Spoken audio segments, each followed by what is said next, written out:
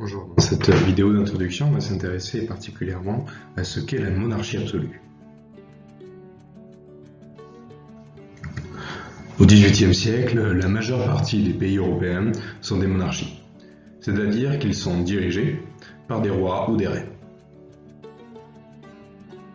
La plupart des rois et des reines concentrent tous les pouvoirs. Ils décident des lois, c'est ce qu'on appelle le pouvoir législatif. Ils dirigent seuls l'administration et l'armée, c'est le pouvoir exécutif, le pouvoir en fait d'exécuter les lois.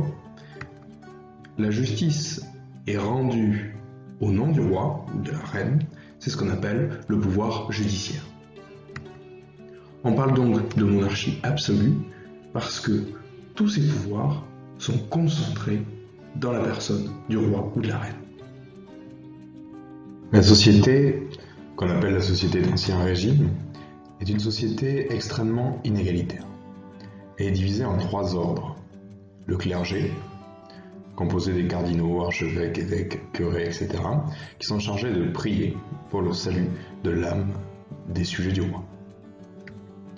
La noblesse, composée de la noblesse d'épée, ceux qui se battent, et de la noblesse de robe, qui ont des charges administratives auprès de l'État.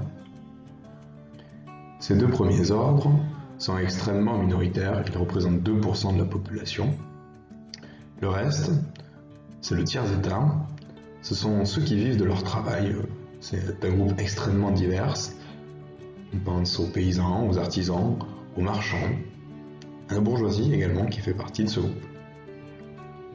Les 2 premiers ordres, donc le clergé et la noblesse, disposent de privilèges importants, comme le fait par exemple de ne pas payer certains impôts, ou d'être davantage protégés par la loi, d'avoir leurs propres tribunaux parfois.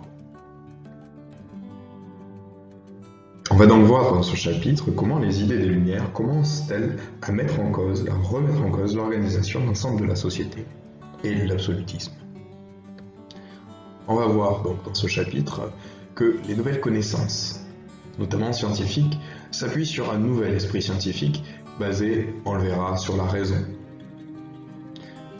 Ce nouvel esprit scientifique inspire le mouvement des Lumières qui conteste lui-même l'organisation de la société. Enfin, ces idées des Lumières se diffusent dans l'Europe entière.